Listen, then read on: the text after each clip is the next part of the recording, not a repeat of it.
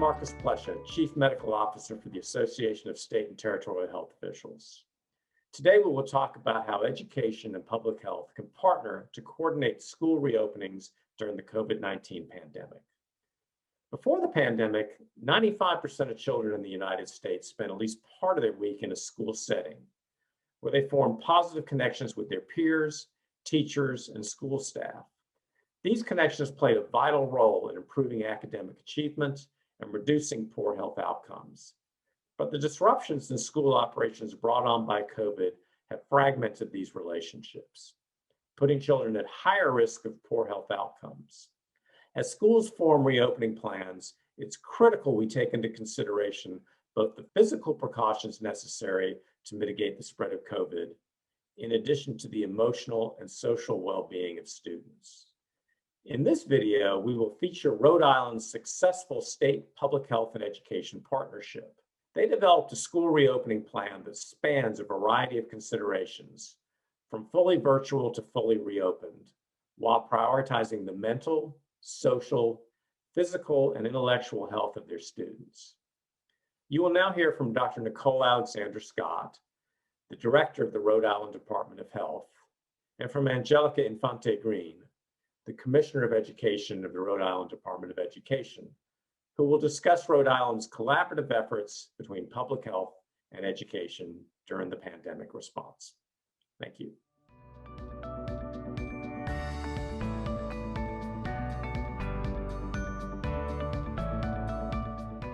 We have a very extensive process involving that. We've worked hard to incorporate changing national health and education guidelines into our school reopening plans. We've also made sure to engage with the key stakeholders, particularly through the Department of Education partnership that we have, both with school leadership as well as with families and members from the community. And we use key guiding principles in creating the different stages of reopening plans and how those stages may change over time. And so we wanted to make sure that there were physical safety measures that were in place as a part of those guiding principles, understanding and implementation of testing, contact tracing, and social distancing.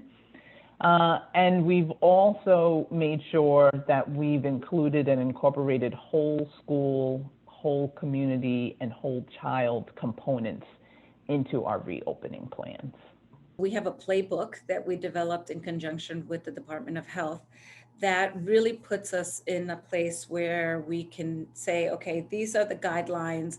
I think that has really been helpful for us because we've been following the guidelines, but really letting our numbers drive the conversations. And, at the school level, we started doing contact tracing as well, not just through the Department of Health, so that we can have better information on where is it happening? Are there things that we need to put in place? We closed the teacher's lounge. So we've been very proactive and moving very quickly in all the work that we've been doing.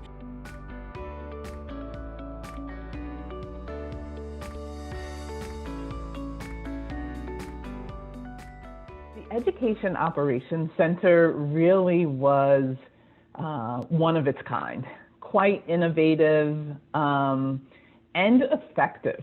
It really served as a unifying body, both between our Department of Education and our Rhode Island Department of Health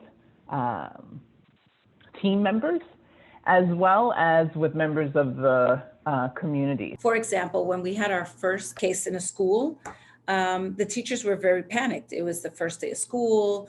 We had a case. So the EDOC moved quickly to support the teachers in the school, kind of walk them through what the procedures were, what to expect, what not to expect, what to do. And also we provided support to that school because the principal and the assistant principal was quarantined because they were in close contact. So it was kind of like an all hands on deck approach. That's how we view the EDOC. The fact that we could make known to school community leadership that if you had any questions or needed any specific support, you could directly engage the Education Operations Center was one piece, but then also the fact that our Education Operations Center team was deeply involved in our group meetings between our Rhode Island Department of Health and Rhode Island Department of Education, so that as items came about, or we had a certain number of cases in this school community and this is what was missing or needed, the Education Operations Center could kick into gear in supporting Rhode, in directly engaging with that school community and helping to respond to what was missing or what needed to be adjusted or what communication gaps there were.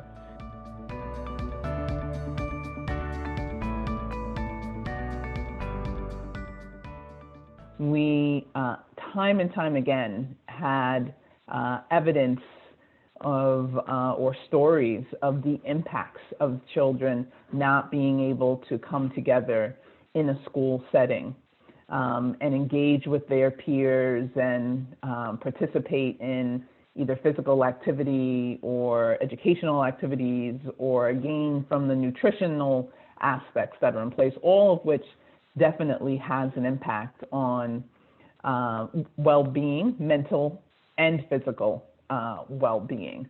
So being able to address that was a key motivator. So we did a couple of things.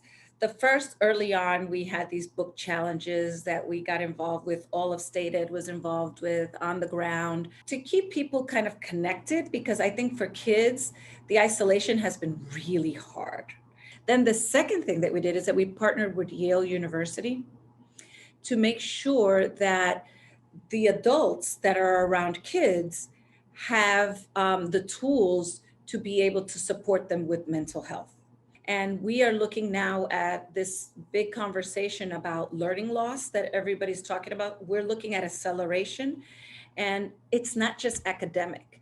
So the plans that we will have to put together will have to include a social emotional piece, because we understand that we have to take a holistic approach. So even when we're thinking about academics, we're thinking about the social emotional piece.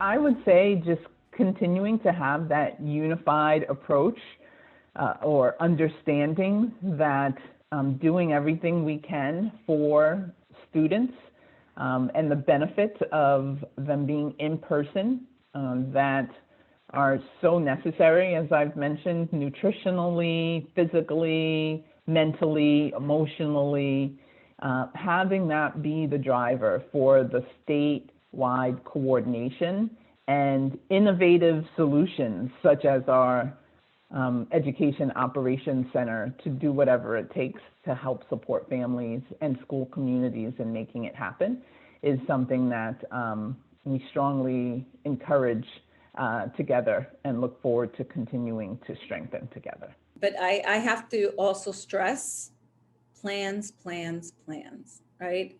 And flexibility. And that's something that we as an organization are not used to. You know, bureaucracies are not used to being flexible and moving on a dime. And that's what we've learned. This pandemic has taught us how to do that. All these organizations working together, the Department of Health, Department of Education, and the National Guard, that was hard. I want everyone to know that that was not easy at first, but then we got into a rhythm, right? We had the same purpose and the same vision. So I think that being nimble and flexible is the name of the game right now, especially for organizations that are not used to working this closely together. I think we've seen the value in working together that I don't think we'll ever go back to where we were.